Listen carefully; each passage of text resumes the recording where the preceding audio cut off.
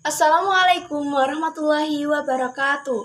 Marilah kita panjatkan puji syukur atas kehadirat Allah Subhanahu wa Ta'ala yang telah memberikan rahmat dan hidayahnya sehingga kita dapat berkumpul dalam acara ini dalam keadaan sehat walafiat. Perkenalkan, nama saya Nurzuratun-Nisa, nomor absen 32, kelas 11 F1. Di sini saya akan menyampaikan tablik dengan tema kemudahan di balik kesulitan hidup. Diceritakan bahwa Ubaidah ibnu Al-Jarrah, jenderal yang memimpin perang tentara Islam dalam pertemuan melawan Romawi, pernah berkirim surat kepada Khalifah Umar bin Khattab menceritakan tentang kesulitan-kesulitan yang dihadapinya.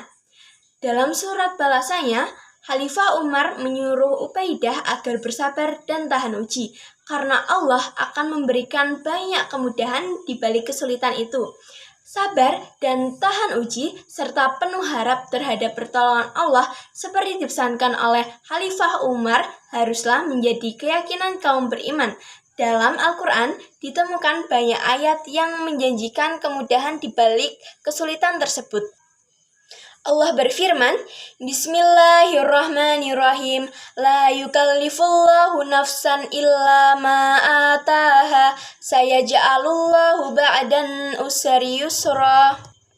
Artinya, Allah tidak memikulkan beban kepada seseorang, melainkan sekedar apa yang Allah berikan kepadanya.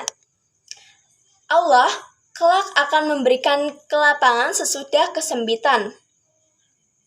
Quran Surat At-Talaq ayat 7.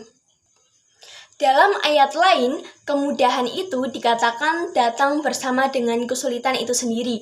Dengan kata lain, di celah-celah setiap kesulitan selalu ada kemudahan. Perhatikan firman Allah berikut. Bismillahirrahmanirrahim. Fa inna ma'al usri yusra, inna ma'al usri yusra. Artinya, karena sesungguhnya bersama kesulitan itu ada kemudahan. Sesungguhnya bersama kesulitan itu ada kemudahan. Quran Surat Al-Insyirah ayat 5-6.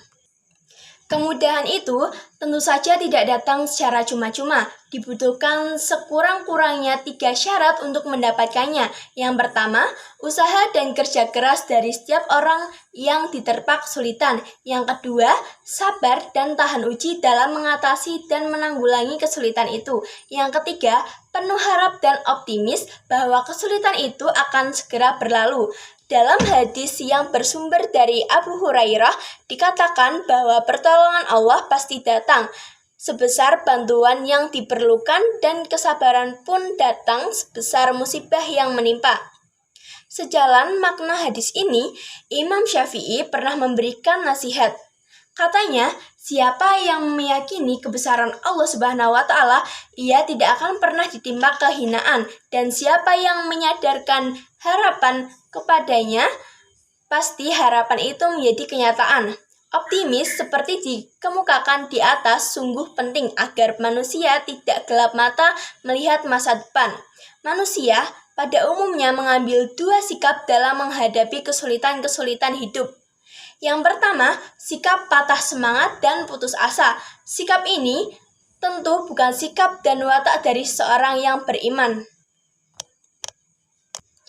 Bismillahirrahmanirrahim. Qala man yaqnatu mir rahmati rabbih illa dhallun.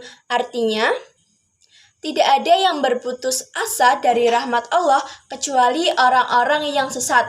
Quran Surat Hijr ayat 56. Yang kedua yaitu sikap penuh harap atau optimis disertai dengan introspeksi diri dan mawas diri. Orang yang mengambil sikap ini tidak pernah menimpakan kesalahannya kepada orang lain, apalagi kepada Tuhan. Dia tidak pernah berprasangka buruk atau suudzon kepada Allah meski doa-doa yang setiap saat dia panjatkan belum juga terkabul. Ia justru mengevaluasi kalau perjuangan dan doa yang dilakukan belum optimal. Dalam soal doa ini, barangkali perlu disimak nasihat seorang pujangga.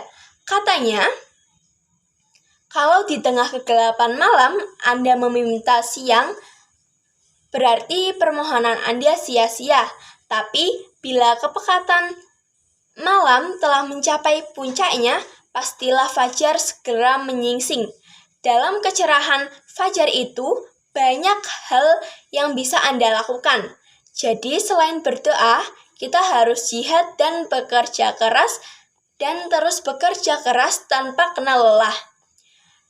Ketika itu, kemudahan pasti akan datang dan badai pun pasti berlalu. Terima kasih.